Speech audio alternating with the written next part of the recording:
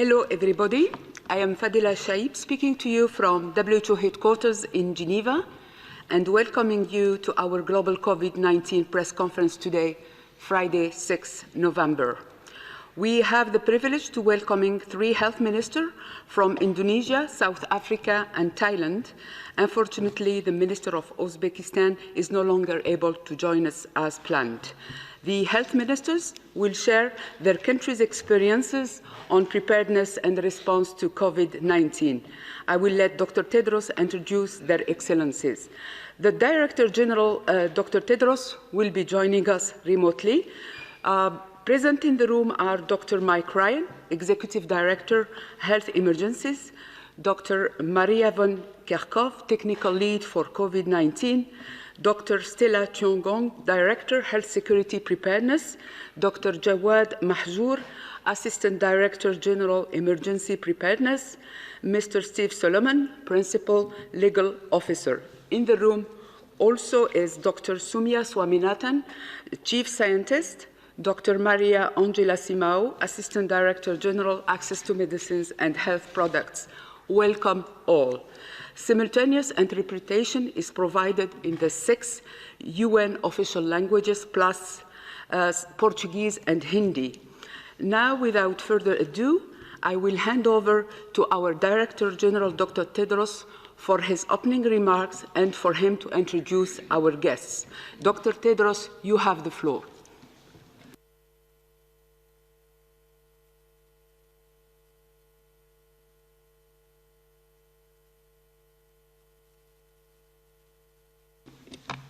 I think you are muted, Dr. Tedros.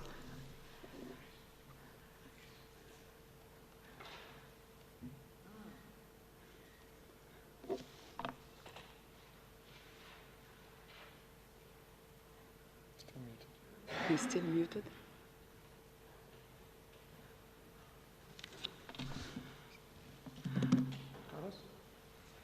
Dr. Tedros, can you hear me? He's talking. He's muted. You are muted, Dr. Tedros. Can you hear me now? Ah, good. Go ahead, please. I think there is a few minutes lapse, a pause time, I think. Okay.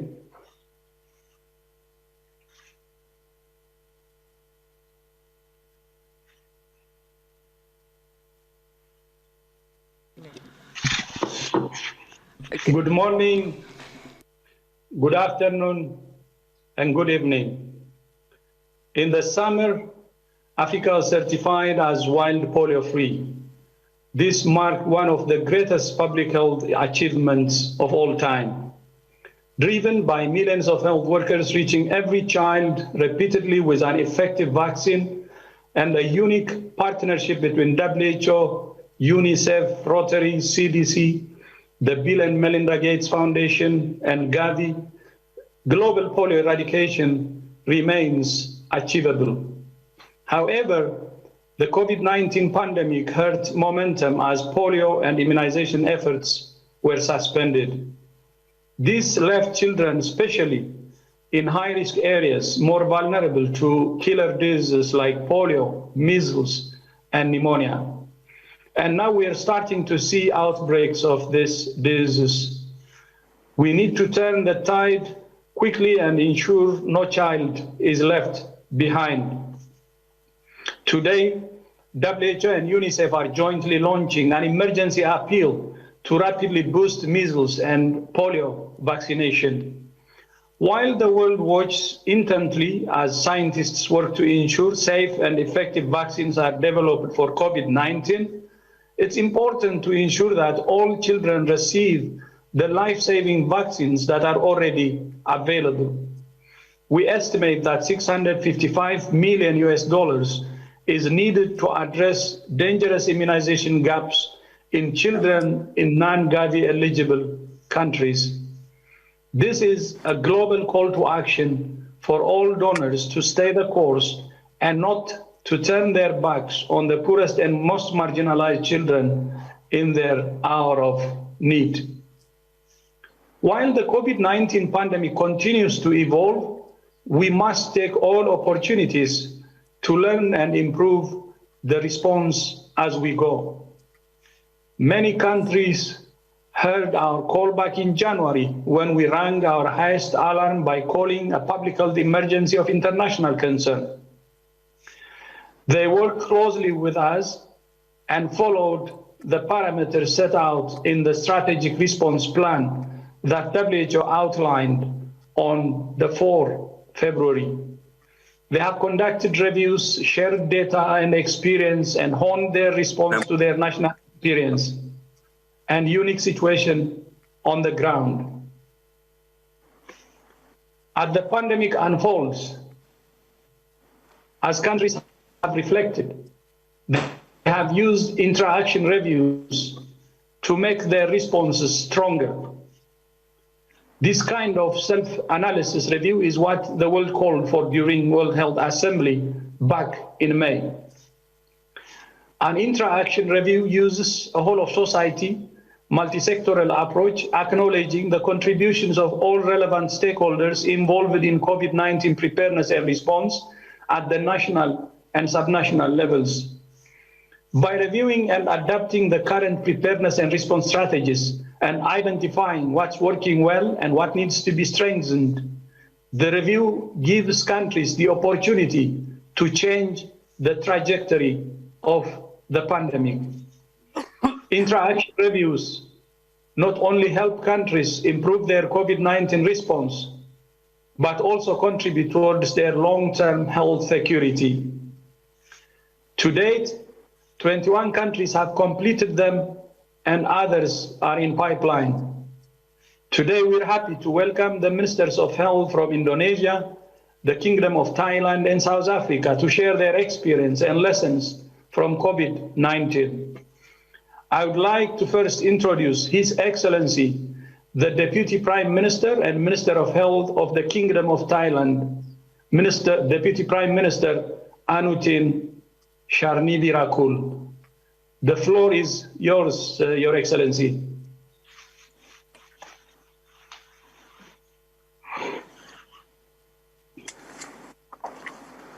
Dr. Tedros, Director General of the World Health Organization, health ministers, colleagues, members of the press, I send you greetings from Thailand. As you know, Thailand was the first country outside of China to detect the case of COVID-19. And since then, we have been working around the clock to prevent the spread of the disease.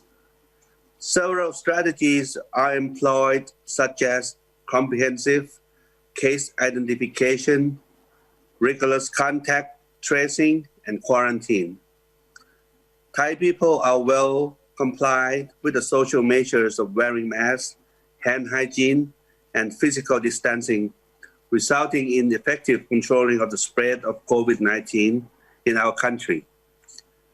We have maintained zero local transmission for many months. Nowadays, few cases were detected in the quarantine area. We are well aware of the need to continuously improve response to COVID-19 to protect the health of all people across the globe, including Thailand. So, the joint intra-action review of Thailand's response to COVID-19 was critical. It was conducted during July 20th to July 24th by 16 reviewers from diverse backgrounds, ranging the experts from WHO, UN agencies, US CDC, and to the academia. I thank the review panel who interviewed 96 Thai policymakers, technical experts, and respondents, and all relevant persons who contributed to this review. The reviewers made their observations and recommendations based on consensus. They highlighted the factors that helped Thailand successfully control the spread of COVID-19 so far, that include decisive leadership based on the base scientific evidence available, our strong public health system, and the strong whole of society approach across sectors. Cooperation and collaboration with all concerned sectors among the public and private sectors, civil society, and many institutions played important roles in breaking the chains of transmission. My highest appreciation is going to everyone in Thailand for their collective effort in curtailing the outbreak in our country.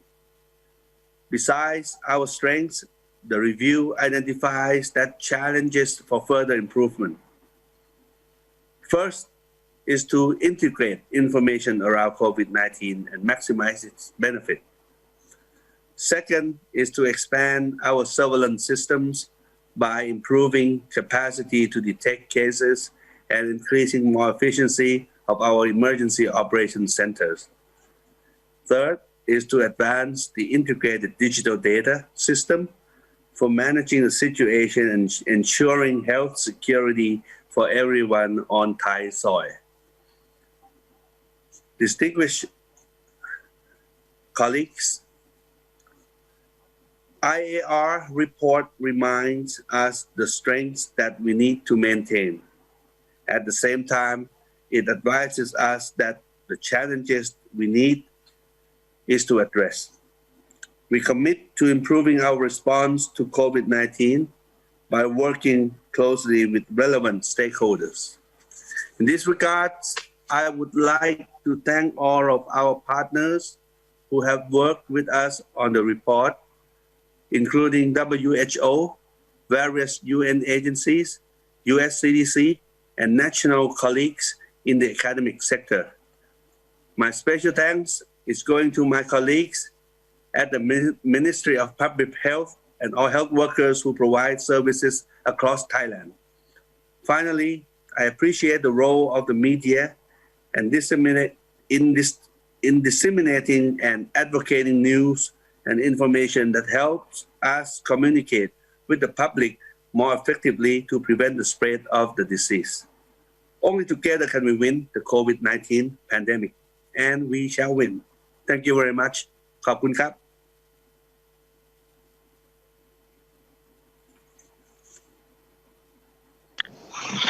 Sabadi Kap. ขอบคุณครับ So thank you so much, Deputy Prime Minister, for those insightful remarks and lessons regarding Thailand's response. I would now like to welcome His Excellency, Minister of Health, South Africa, Dr. Zwelini Mikize. Your Excellency, the floor is yours.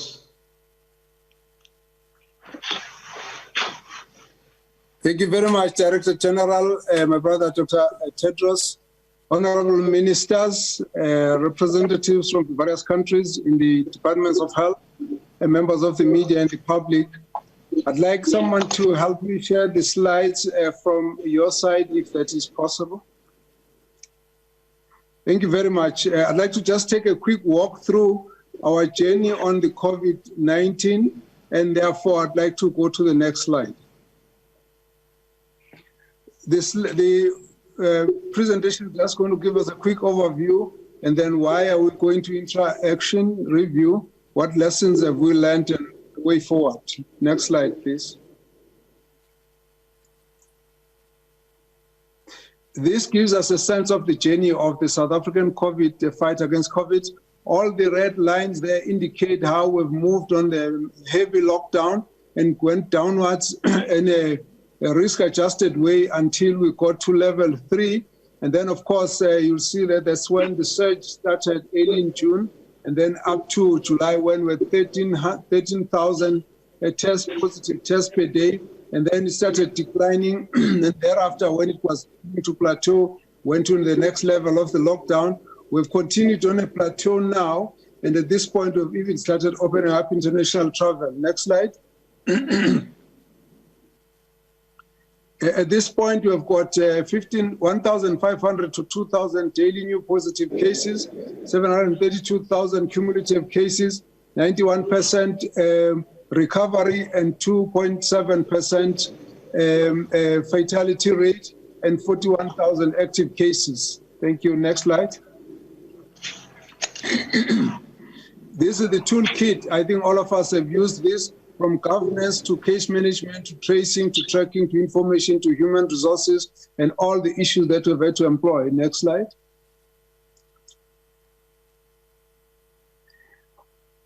Through this interaction review and on our own evaluation going back, we've learned a lot of lessons. Firstly, that the issues of national coordination, leadership, and governance with various structures become important. Evidence-based response is important to ensure that science leads everything.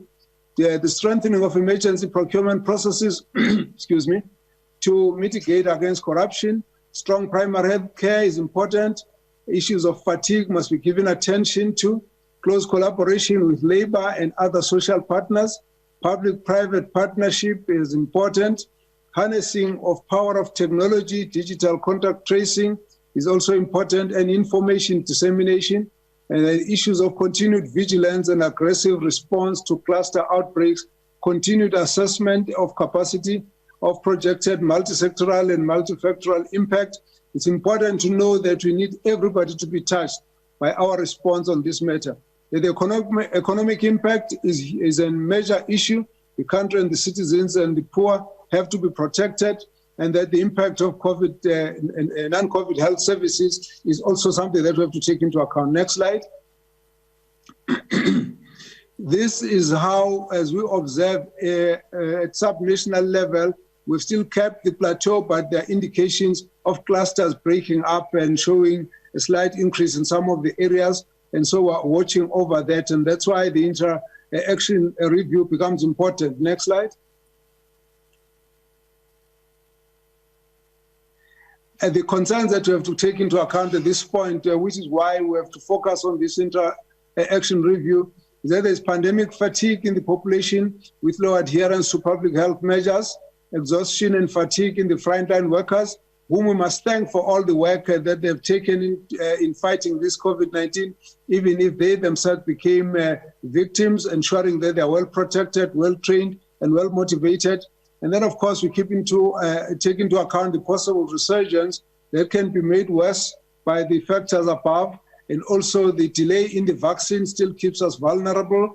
And then, of course, resources which are dwindling. And we've had to move resources from various other functions of government to actually help to fight the pandemic. So these are some of the issues that we are now taking into account. Next slide.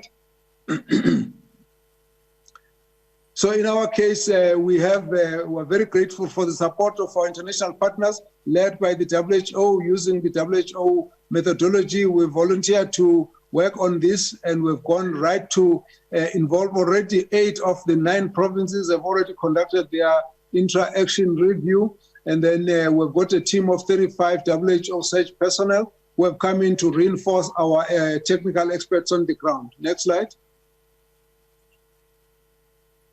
Of the lessons that I've indicated before, amongst the issues we've looked at is that the value add of intra-action review is that it shows us best practices. It enables us to be able to record these and put them across all pillars and then institutionalize them. It also helps us to identify gaps in this case to ensure that our next response is actually seamless. The next is the revision of the response plans, that we have plans which are now localized at lowest local level at districts, so that everyone is able to respond without waiting for the national response, but they must know what they need to do. Then, of course, there are long-term recommendations that have been put in place, and then we're looking at this with continuous follow-ups. So it's a whole cycle now of response, intra-action review, resurgence readiness, and of course response, and that continues. This is now what we are preparing for, and we believe the support of WHO has been very helpful to make us to be ready psychologically to face whatever comes as the next resurgence possibly comes up. Next slide. And here, learning from other countries that are experiencing COVID resurgence, measures have been taken to prepare for, detect, to promptly respond to the resurgence. There is a national plan now of action to mitigate COVID-19 resurgence, which has been developed. Provinces are currently developing their resurgence mitigation plans. They incorporate early warning systems, as I was saying, broken down right to the district level. And all the provinces now are remaining on high alert. And so every day as we watch, we look at where the clusters are breaking up. We've seen in the western part of the country, eastern part of the country. All of these are indicating our state of alertness. And this is now based on the plan from the WHO resurgence plan. Next slide. Yeah, we've just got a quick indicator. Everyone has to look out for anything that's less than 10% increase or decrease is under control. Between 10 and 20, it puts us on alert.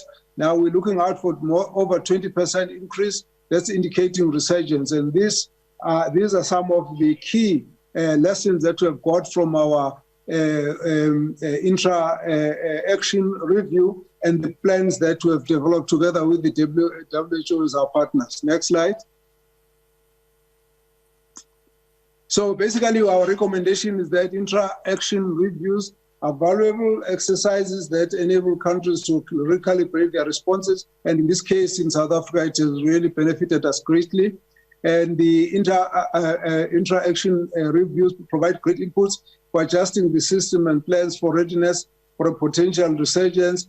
And the issue of continuous engagement with communities and all the partners at local and international level ensures that we are able to strengthen our non-pharmaceutical interventions, such as social distancing, wearing of masks, hand and respiratory hygiene. You need the community to respond at that level. And lastly, we still, the COVID-19 is still within us, and therefore need to remain vigilant to continue to fight together. We are quite clear that it needs an all community, all government, and everybody's participation to fight. And the strength of the intra-action reviews is to actually revive that understanding amongst all of us, so that as we move on, we are actually better prepared to respond. Thank you very much for the opportunity to share the ideas.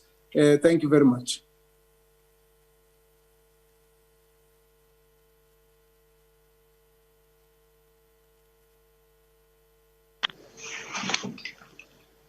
Thank you so much, Minister Mikezi. Thank you so much for sharing South Africa's determined efforts to tackle COVID-19. I would now like to turn to the Minister of Health of Indonesia, Dr. Terawan Agus Putranato. Minister Putranato, the floor is yours.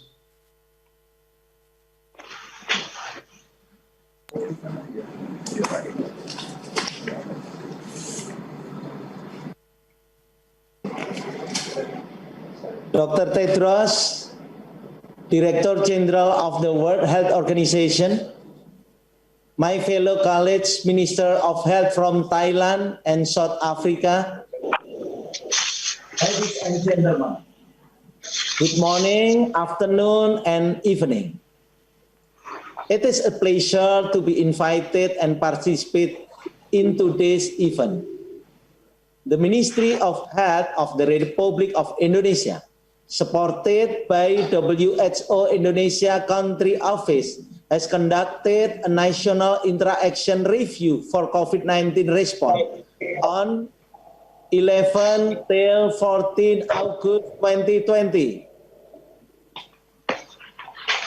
The IAR is an immediate follow-up of the fourth IHR COVID-19 Emergency Committee meeting recommendation that was held in July 2020. Surely it is not an easy task to bring representatives of 138 multi-sectoral stakeholders to conduct a review of the existing COVID-19 response activities in Indonesia.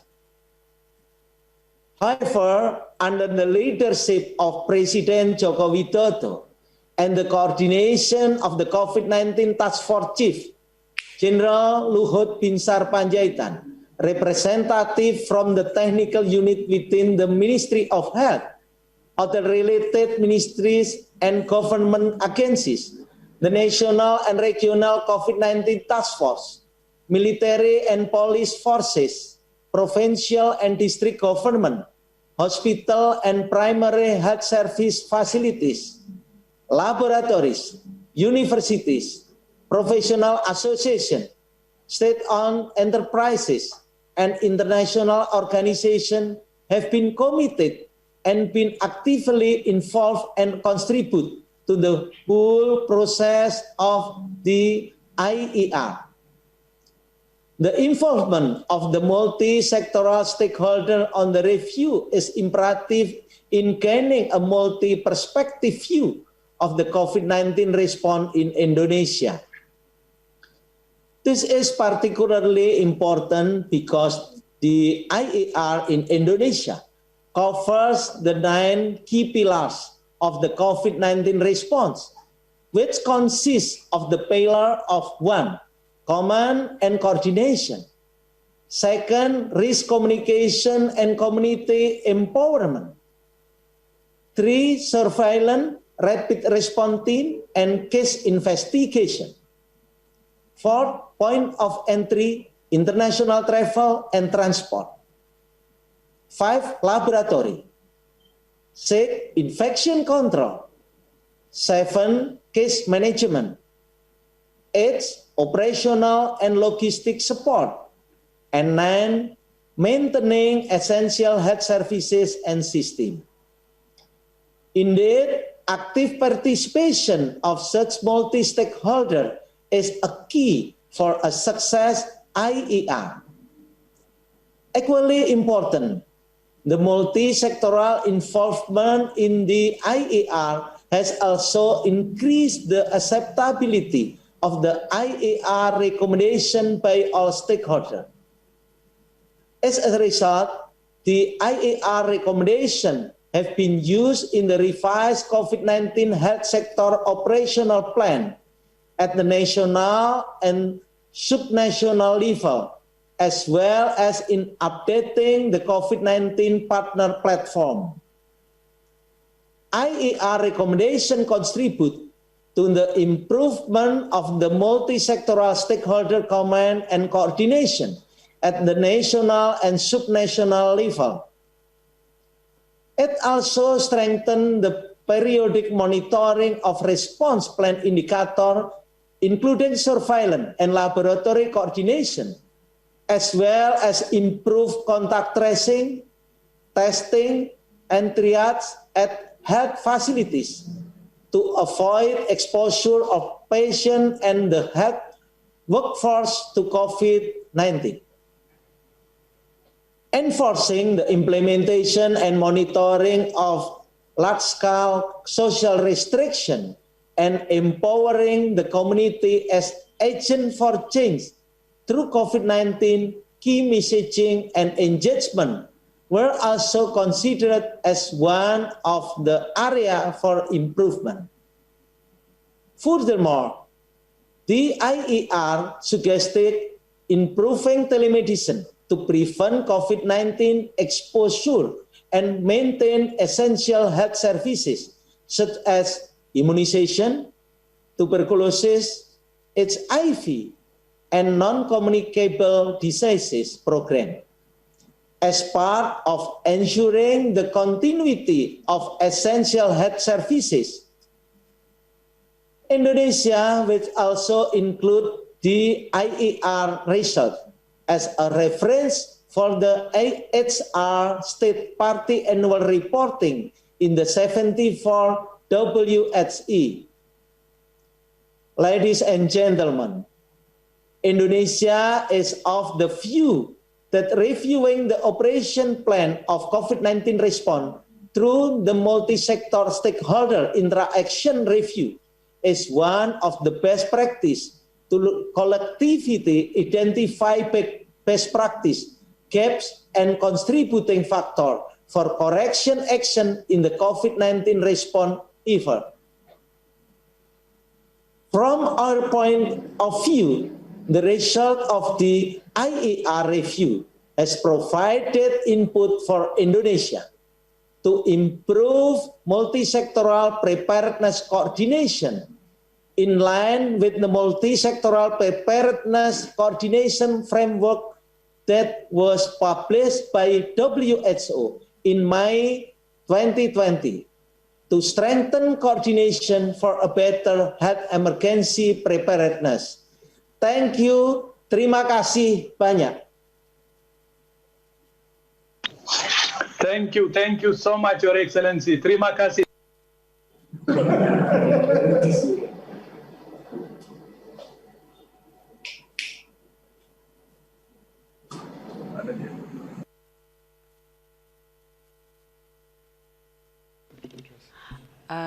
Hi, we are trying to connect with Dr. Tedros, so I hope it will be solved very shortly and quickly. Dr. Tedros, we lost you, but we are trying to fix the problem.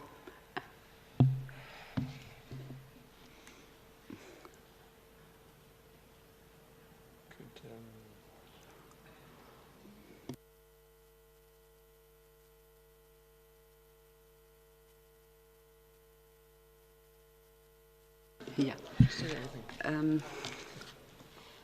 So we are trying to connect again with Dr.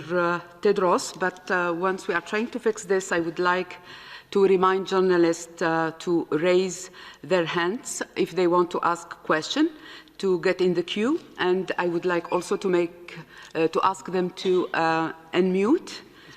Dr. Tedros is back, I was told. Dr. Tedros, are you with us?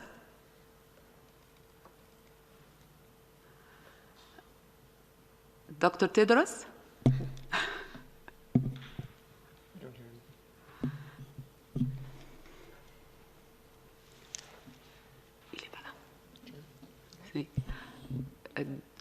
Dr. Tedros, can you hear me?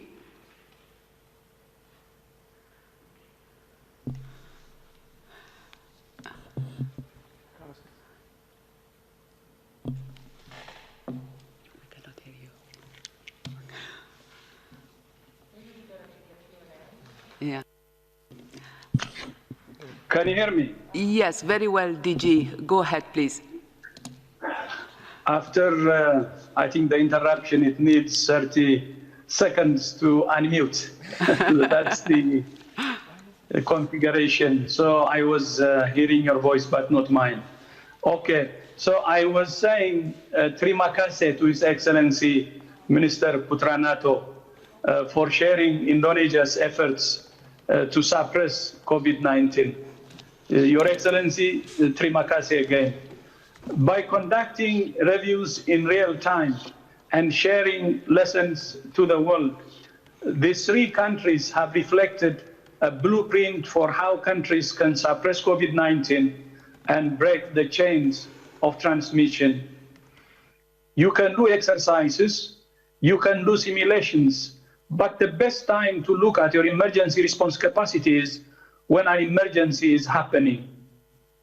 That's when you can clearly see what works, what doesn't, and what you need to improve.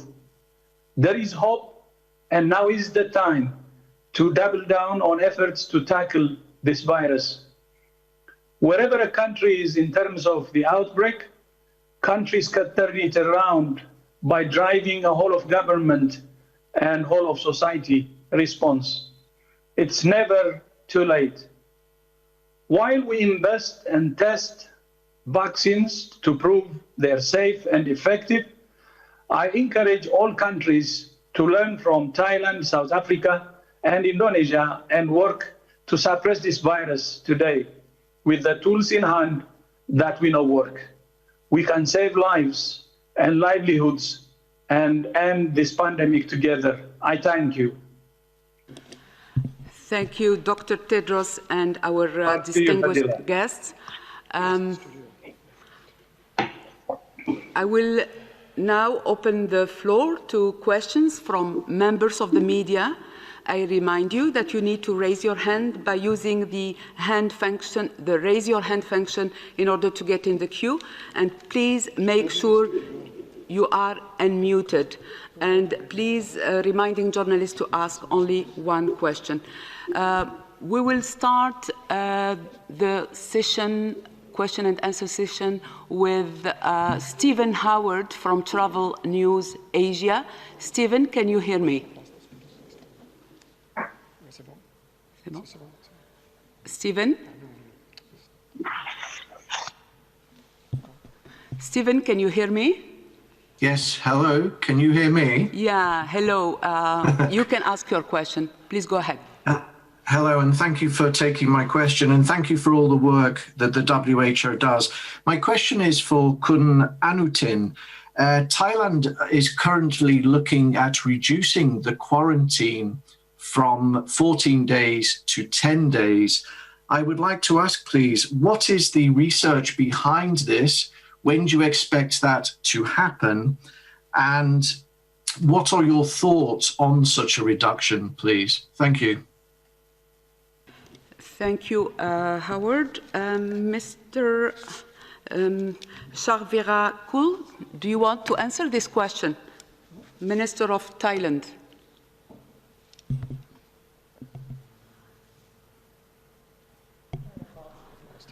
No? I think we are trying to contact again the Honourable Minister of Thailand. In the meantime, Dr. Van Kerkhove can try to answer this question. Go ahead. So thanks. While we try to get them back, there have been some questions about the quarantine period now.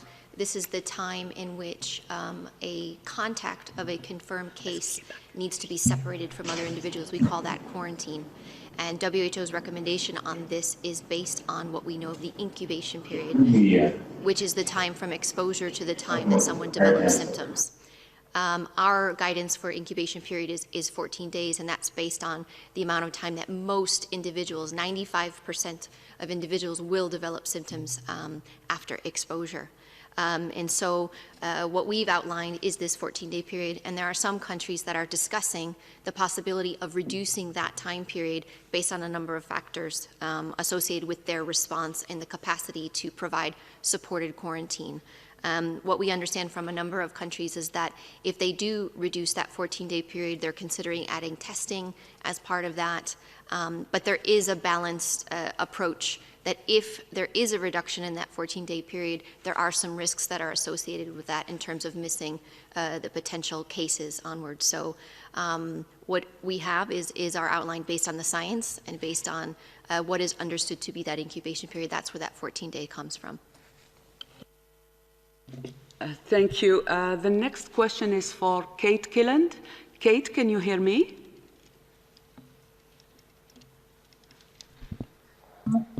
Kate? Hi. Hi, can you hear me? Very well. Go ahead, please. Hi, thank you for taking my question.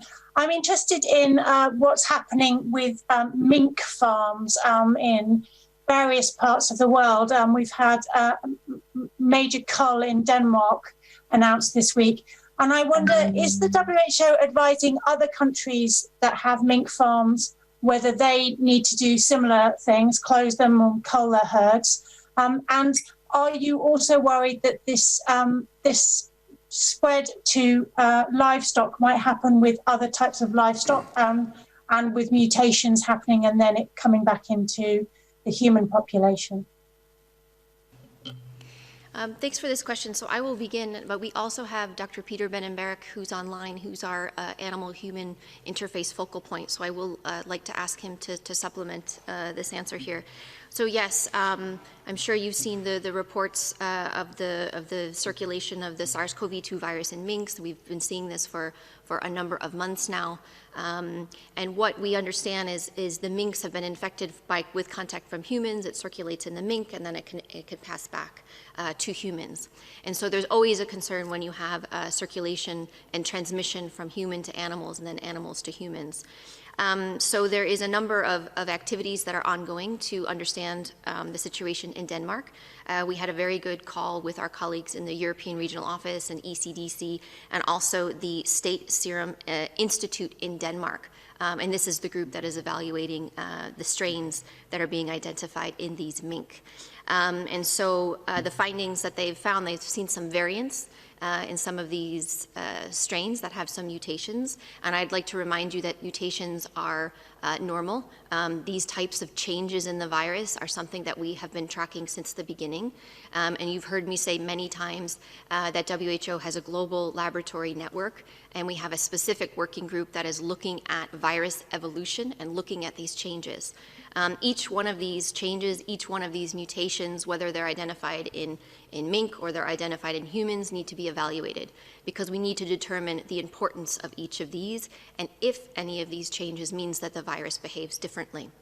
And there's a proper way to do that because there needs to be studies to evaluate if there's any changes in transmissibility or severity, and if there are any implications for diagnostics, for vaccines, and for therapeutics. And in this situation, there's a suggestion that some of these mutations may have some implications, but we need to do the proper studies to evaluate this. And that is ongoing right now with colleagues at SSI in Denmark, as well as our international working group.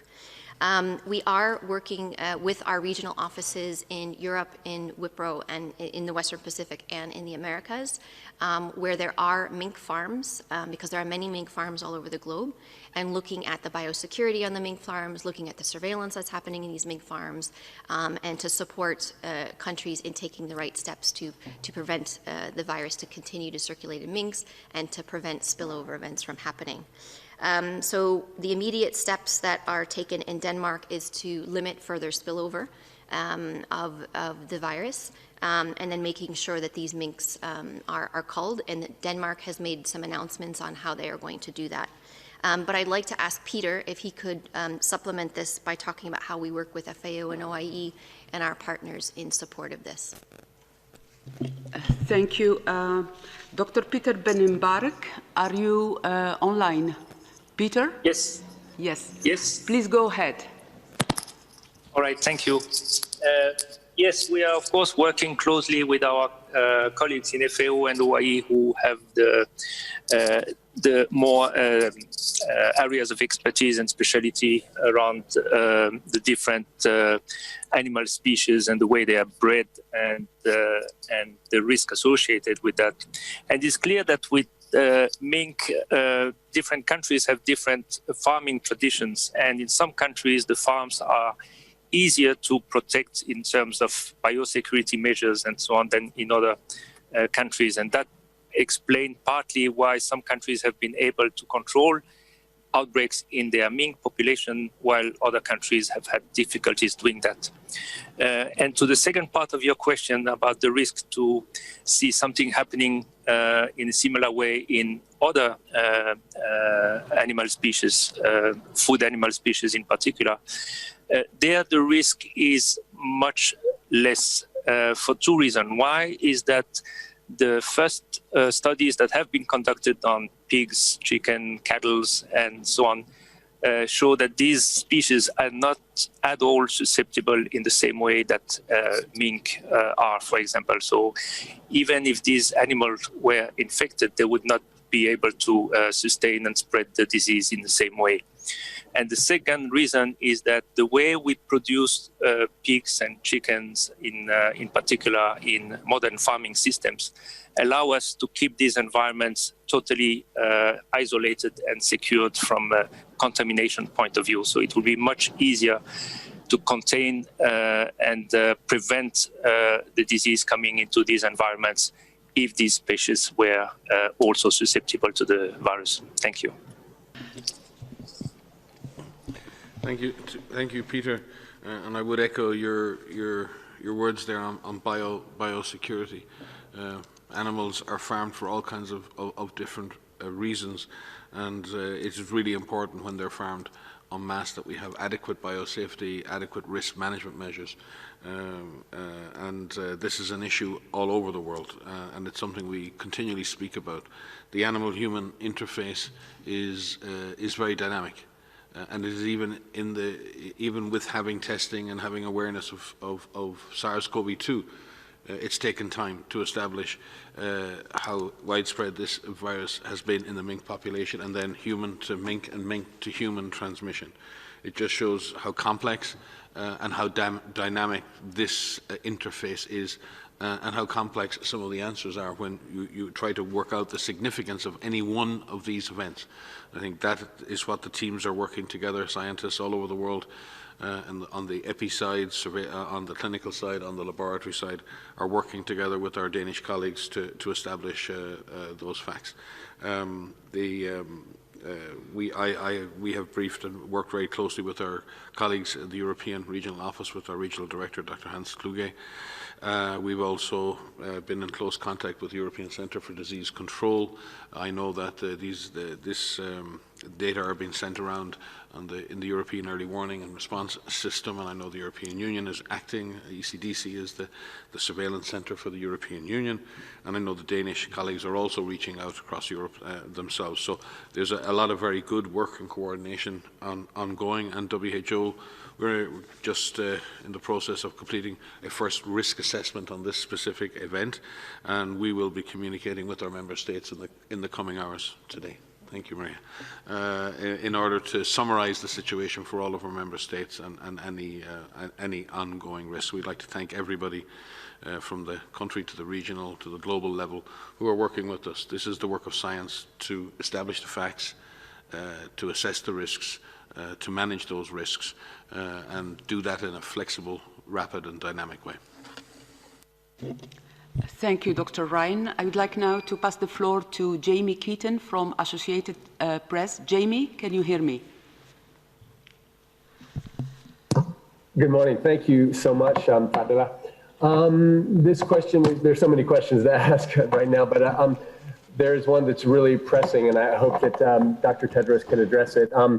As you may be paying attention, the United States is in the midst of an election, and President Joe Biden, or potentially President Joe Biden's administration, we may see. And I'm just wondering how much contact you've had with with Joe Biden's team, and what kind of word have you had about whether or not, how quickly Joe Biden's administration would bring the United States back into the fold at WHO.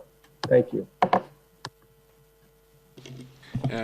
Steve Solomon will comment on any specifics. We would just like to congratulate all Americans for exercising the wonderful act of democracy that's ongoing there right now, and to assure you that the World Health Organization is a member state organization. We continue to work with the U.S. administration, and we'll work with all U.S. administrations now and into the future. Steve?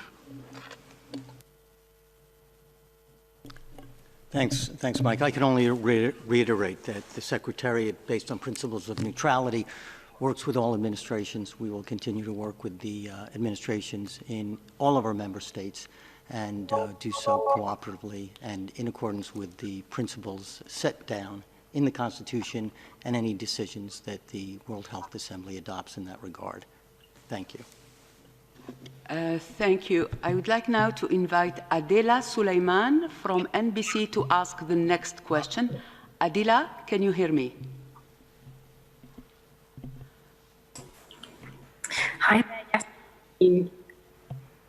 Just going back to the mink mutation question, I mean, you say you're doing a risk assessment and you're staying on top of it, but how worried should everyday people be? And secondly, will this dash any prospect of a real vaccine?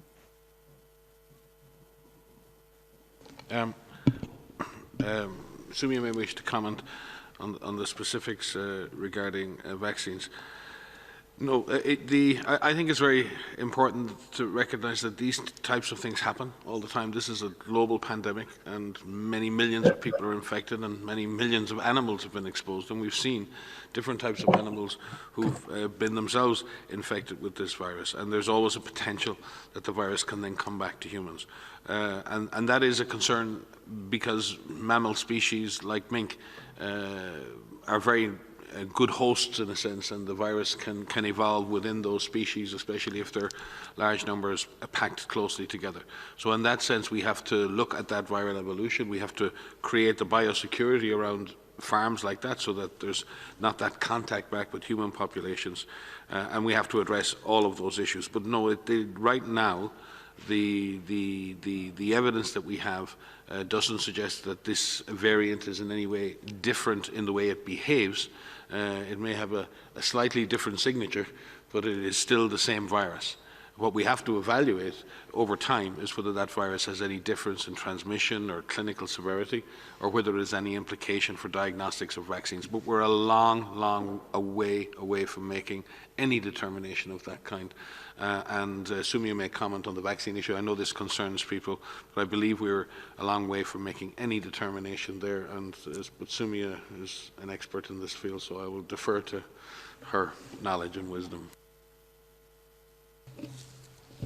Maybe just to add to what Mike has said, I think it's too early to really jump to conclusions as to the implications of what these specific mutations have, either for transmission or for the severity of the disease, clinical presentation, or indeed for the immune response and potentially vaccine efficacy. So I think so far we've been tracking these mutations. As you know, we have over 170,000 whole genome sequences now in GISAID, and there's scientific work going on around the world, and WHO is leading a group as well that's looking. It's a group of evolutionary biologists and experts on bioinformatics that's constantly tracking these changes and mutations that are happening, and we've seen plenty of them. So I think we need to wait and see what the implications are, but I don't think we should come to any conclusions about whether this particular mutation is going to impact vaccine efficacy or not. We don't have any evidence at the moment that it would. But we will update you as we get more information. Thank you, Dr. Swaminathan. I would like now to invite Laurent Siro from ATS, Swiss News Agency, to ask the next question. Laurent, can you hear me? Yes, can you hear me, Fadela? Very well. Go ahead, please. Thank you for taking my question. There's been in the recent days a small controversy here in Switzerland about the solidarity between the different linguistic regions in the way hospitals and health centers accept to treat people from other centers. So the solidarity between health centers. I'd like to know whether you have a global assessment on the way it works worldwide and maybe also in Europe. Thank you. It's difficult to make any specific comment on a specific situation, but if we look at this globally, we've actually seen huge solidarity within countries and between countries, especially when it comes to the clinical care of patients. We've seen thousands of health workers go to areas to provide assistance when that was needed in particular areas, and we've seen transfer of patients out of areas to areas where they could receive better clinical care or intensive care as emergency rooms and intensive care units came under pressure in certain areas. The DG speaks all the time about solidarity and science, solidarity and solutions. We don't do good science without solidarity. We don't do good clinical care without solidarity, and frankly, we don't behave ourselves in communities to prevent the transmission of infection without that solidarity. We need to support each other as individuals, as communities, and within health systems. But our overall assessment globally, I would suggest, indicates a massive outpouring of scientific and healthcare solidarity, and many federalised systems, putting aside the differences between the systems and any rivalries or difficulties, and finding ways to help each other. It's not always easy, because sharing resources in a crisis is tough when you're not quite sure how you're going to need those resources potentially in a few days' time. That is a very difficult thing to do. It's a very big step from an operational planning point of view, and also spiritually, just to offer others assistance when you may need those resources yourself. We encourage people to continue to do that going forward. Thank you, Dr. Ryan. I would like now to invite the reporter from Jakarta Post, Ardila Svakria, to ask the next question. Ardila, can you hear me? Jakarta Post. Okay. Hi, can you hear me?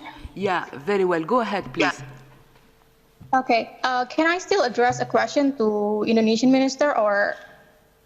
Yes. Yes, he's still with us. Please go ahead. Okay.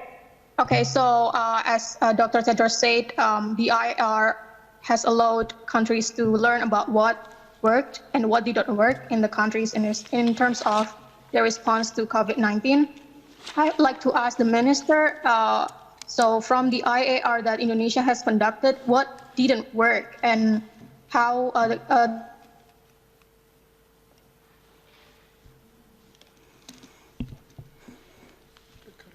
Yeah. Ardila, you were cut off. Can you hear me?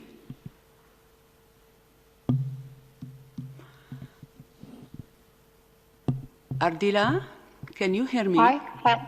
Yeah, we lost can you. Hear you. Can you just repeat the last part of your question? Okay, so I'd like what from the IAR that Indonesia has conducted, what kind of response and that didn't work in Indonesia and how the government has been trying to improve it. Thank you. Yeah, thank you, Ardila. The Minister of Indonesia, did you hear the question? Ya, itu unmute-nya dibuka. Ya. Thank you very much, Adila, for Jakarta Post. IAR is intended to be a platform for continual learning. Based on the IAR recommendation, we have expanded the laboratories network and referral hospital, as well as conducting massive recruitment of contact tracer and training for contact tracing. Ministry of Health and all of the government of Indonesia has conducted effort in the 9 pillars of the COVID-19 strategic response. The IAR is served as a tool to review or respond systematically, identify strengths and gaps so that we can future improve our response. One of the challenges during IAR is because of large-scale social restriction. We have to conduct the IAR via video conference. So there is challenge in engaging the participant of the review. However, we have managed to combine the IAR with the use of participant perception survey filled by all participants that presented at the review. In this way, we were able to capture a more in-depth and comprehensive input from the participant. Thank you. Thank you, Honourable Minister from Indonesia. We have now a journalist joining from South Africa, from City Press. You have the floor. I think it's Yuyo Madolo from City Press, South Africa. You have the floor. Yes, good afternoon. Can you hear me? Very well. Go ahead, please.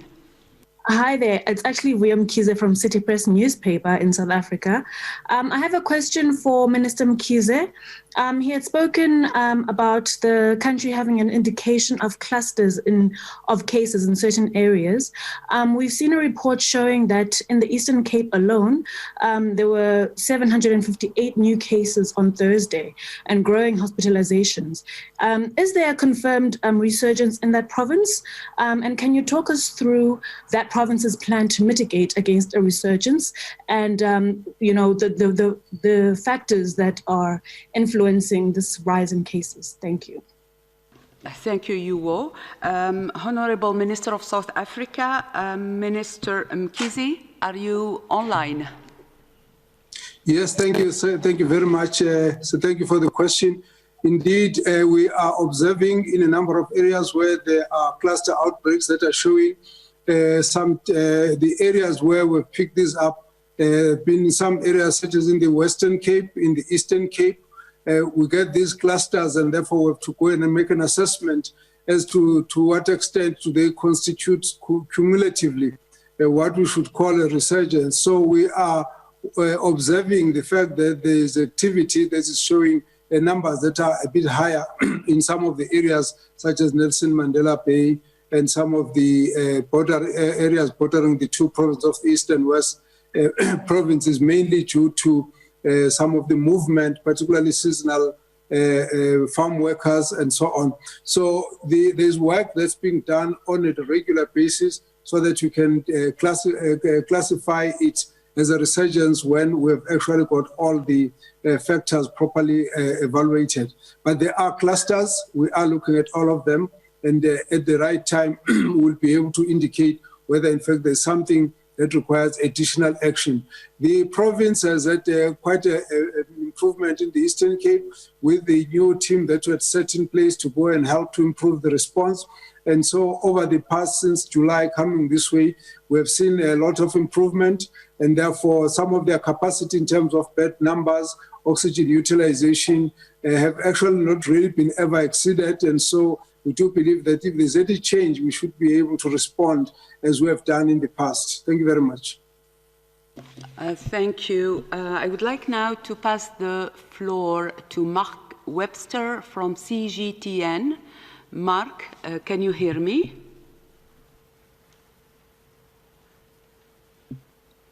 Thank you. I'd really like to follow up on the Danish question. Mark Webster from CGTN.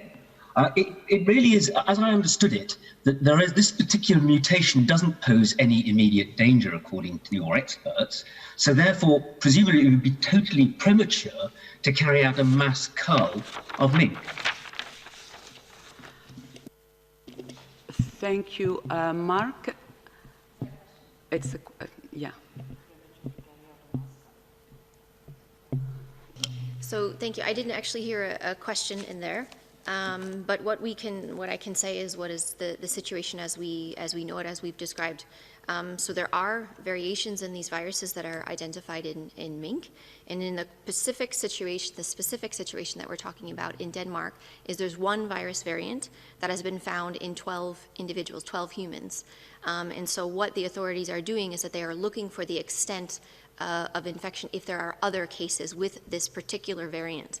And the reason that this variant is of concern is some preliminary studies, which must be confirmed, and there are more studies that need to be done to really understand if there are any changes in the behavior of this particular variant, and if there are any implications down the road, as we have described as it relates to diagnostics, therapeutics, and vaccines. But there is a process that's in place. I mean, the question that was earlier was, what does this mean for the everyday person, and how worried should I be? I think what is important for the everyday person is to understand that there is surveillance that is ongoing, that is looking. There are sequences, full genome sequences that are being shared. And if anything I could stress today is that we need more sequences to be shared. As this virus continues to circulate the globe, as we see it in mink in different populations, those sequences need to be shared because they need to be evaluated, they need to be studied, they need to be discussed. And that needs to continue, and we need scientists to be able to continue to share those sequences. So that's really, really important. But in the current situation, what the Danish authorities have outlined are a series of steps that they have put in place to limit the ability of the virus, or these viruses, and there are different variants that are found in mink, to spill over and to pass from minks to humans, because we don't want to establish a new reservoir, a new animal reservoir for this virus. And so those are the steps that are being put in place, and also to make sure that we are still continuing to do surveillance in humans, increase sequencing capacity in many different countries. So I think that's what's important in the situation now, and for you to understand that there is a process in place to evaluate each and every one of these mutations to determine their importance. Yes, and just to add, in terms of adding to your question about the decision of the Danish health authorities, and Peter alluded to this earlier, and this happens all over the world every day as we raise animals around the world. The issue in terms of the decision you make whether to cull or not cull is based on a number of things. First of all is the extent of that infection in that animal population. And the concerns you may have about viral evolution in that animal population, how efficient that particular virus is at spreading within that animal population and how fast it could evolve. The second is the biorisk management around those facilities. And there are many countries in the world in many situations. Peter referred to the pig and poultry farming sector, which have very strict biosecurity in place to prevent any virus jumping back into humans. So when you assess that biorisk and biosecurity measures in place. And then the third factor in making that decision are the implications for human health in terms of the likelihood of that disease causing more problems back in the human side in terms of severity or transmission or diagnostics. Those three factors have to be looked at together. It's not one in isolation. And the sovereign authority then has to make a determination between its veterinary and its human health authority on what represents the best decision for both veterinary health, for human health, and the Danish authorities are looking at all of that evidence. They're making decisions in real time. They're taking strong action, and we will continue to work with the scientific community to understand the implications of the findings. But in the meantime, the Danish authorities have to base their actions on the extent of the virus within that mink population, the biorisk management available around that population, and concerns around any health impact in humans. And as we've said, we've already seen a number of cases on the human side of the equation. And this is then going to take time to fully understand the implications of this, as Sumia alluded to, and that's our job. We have to get on with that on the clinical and scientific and laboratory side of things. Thank you. I would like to come back to the first question from a journalist, Travel News Asia, asking specifically about the situation in Thailand. We have the Deputy Director from the Ministry of Health of Thailand who would like to take this question. Can you hear me, Dr. Tanaka?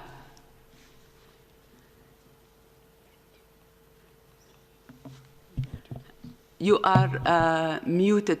Can you please unmute yourself? Yes, please go ahead. Okay.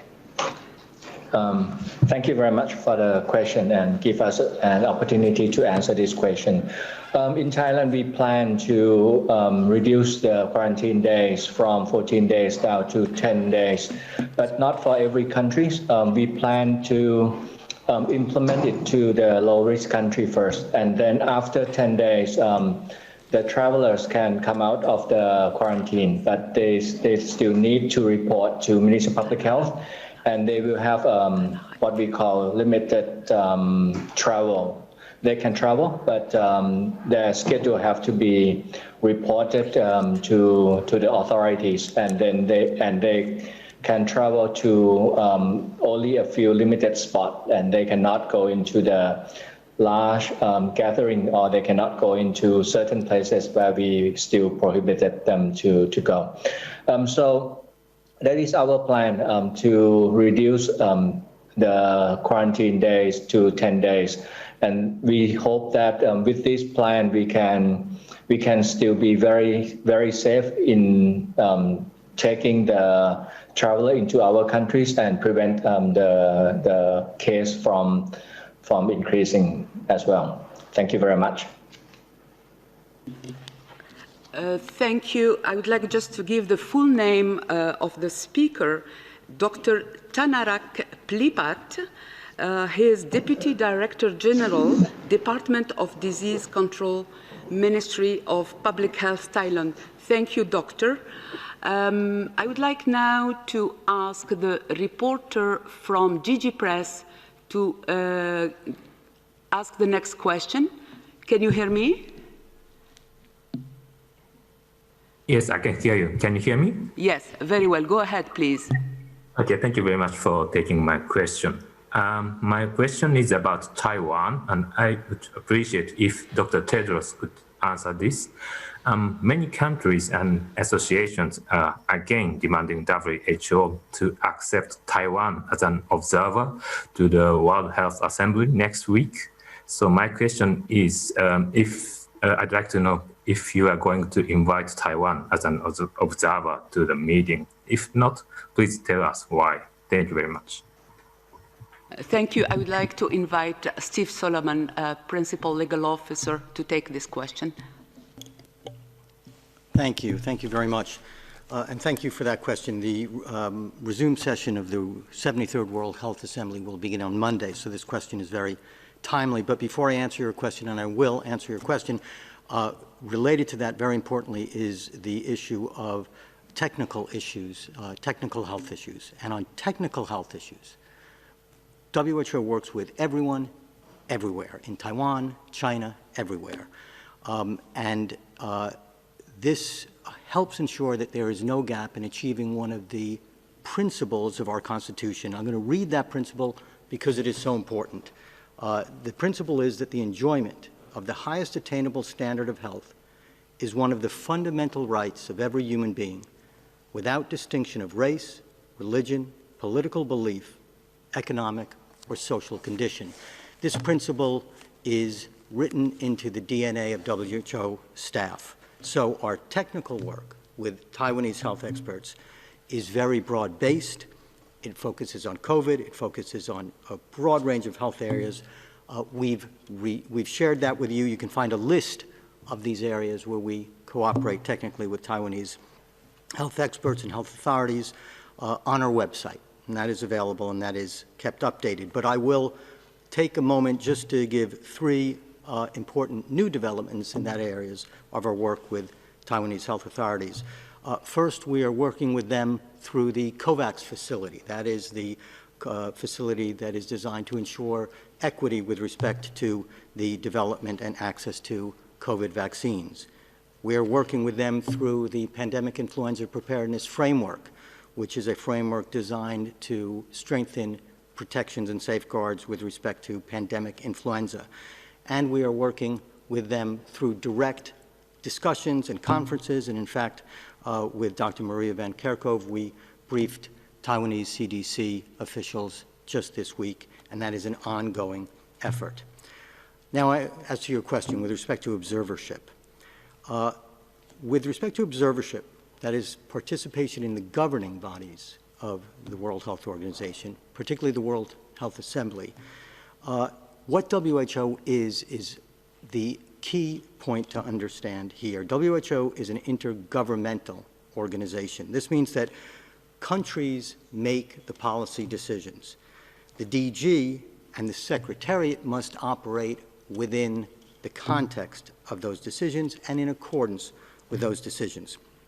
In 1972, member states at the World Health Assembly passed a resolution which says that the People's Republic of China is the, quote, only legitimate representative of China to WHO.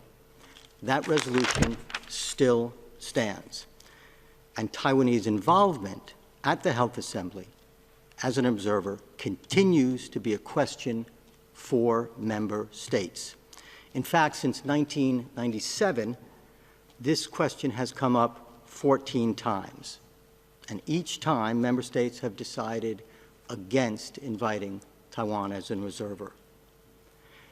The question will come up again at the Assembly on Monday. There is a proposal for what is called a supplementary agenda item. That proposal is made by 14 member states. Again, if you're interested in that list of member states, it is on our website. That proposal is procedurally correct under the Constitution because this is an issue for member states. In sum, observership is a question for member states, and technical work of the Secretariat, of the Director General, with everyone everywhere, continues to ensure that we advance the principle of health for all as it's embodied in our Constitution. Thank you.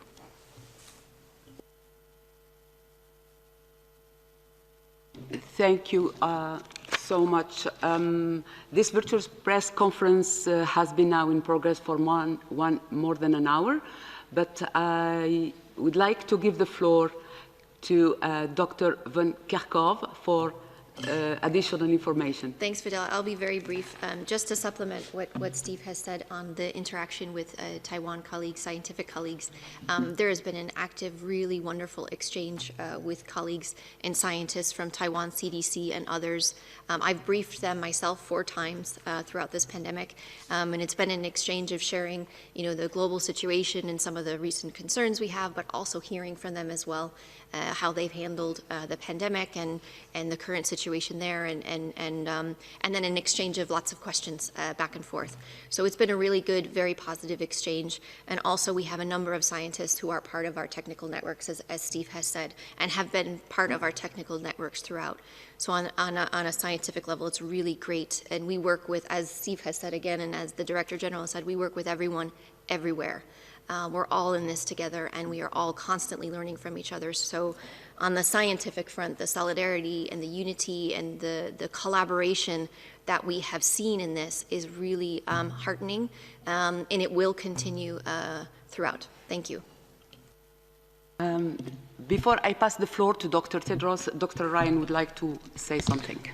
No, I just wanted to just reflect for a second, and it was great to hear the feedback from the countries regarding the Intra-action review process. We'd just like to recognise the huge amount of work that's gone on inside our organisation with partners to develop the approaches and the methodologies to learn, adapt and implement from all of the work we've done before on preparedness, and to Landry Maigane, to Sir Ludi Suyanto, to Stella Jungang. Thank you, Stella, for your leadership, and to Jawad Major, our Assistant Director General for Preparedness, because this is the work that goes on in this organisation day after day, week after week, year after year, building the capacity within countries to both manage the epidemic response process, but also prepare for epidemics. The approach in the IAR is a collaborative approach. It's about learning lessons, not casting blame. It's about doing better, not for after-action reviews and others. It's about doing better in the next pandemic. The intra-action review process is about doing better next week, next month. It's about saving more lives. It's about stopping more transmission. It's really important work. It can appear formulaic at times, but it is not. It is the essence of success in epidemic response. As a great sports coach once said, if you fail to prepare, you prepare to fail. And in this regard, I just want to recognise the work of our staff and all of the partners in this regard. So that's important for me to say. I don't know, Stella, if you want to say anything on your role in driving this forward. Thank you so much, Mike. As we've heard across from all the excellencies and the countries, the intra-action review is really an excellent and great opportunity to bring together every stakeholder from different sectors in a country to analyze collectively the successes, the strengths, but also the challenges that have occurred during the pandemic, and to course correct and to adapt their response. But it's also an opportunity to update and validate their strategic response and preparedness plans, and to document, apply lessons, and share with others. It is really important, as we've looked across the 21 countries that have already done their intra-action reviews, that a number of strong success stories have come out, including the strong coordination and leadership that is needed at the highest levels, and the whole of society approach, bringing all sectors, including the communities, into the discussions. It is around the flexibility of and possibility of repurposing key staff and the workforce towards where the greatest needs are in terms of the pandemic response. It is about ramping up the diagnosis and the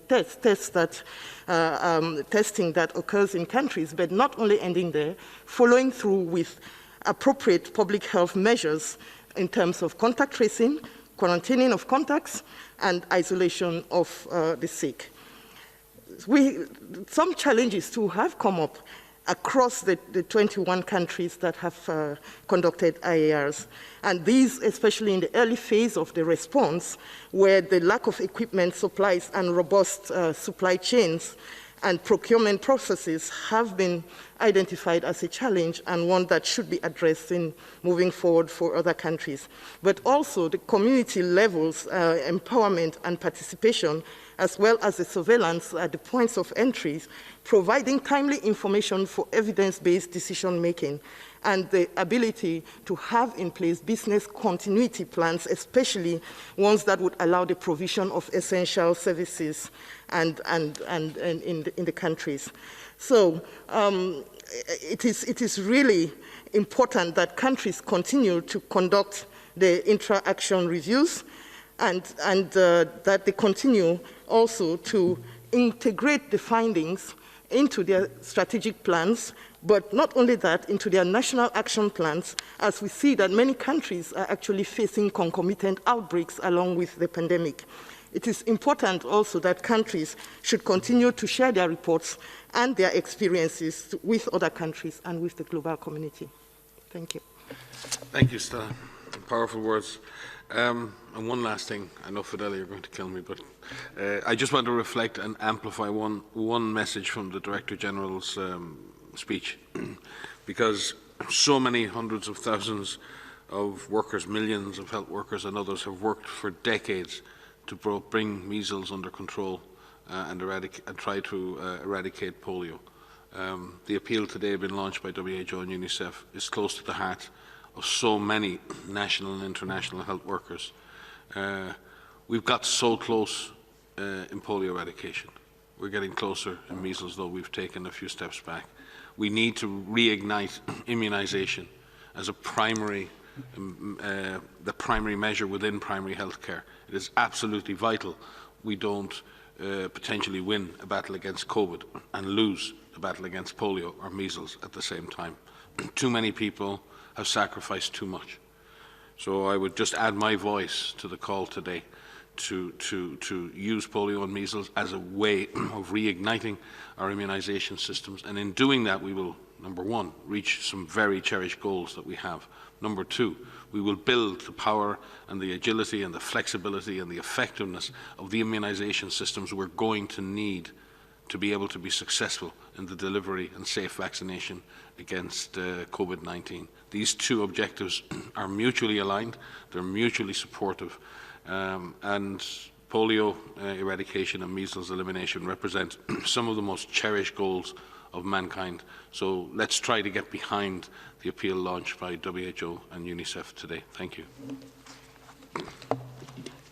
Thank you, Dr. Ryan. I would like now to invite Dr. Tedros for final comments. Over to you, DG.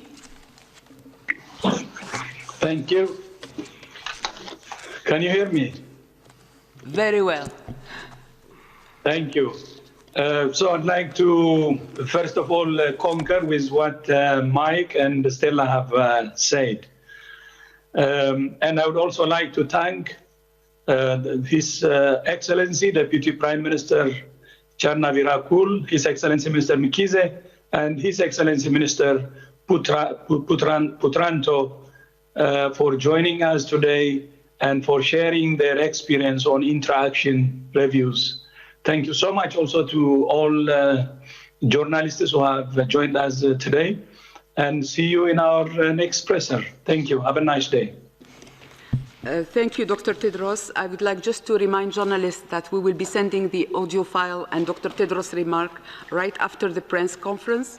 The full transcript will be posted tomorrow on the WHO website.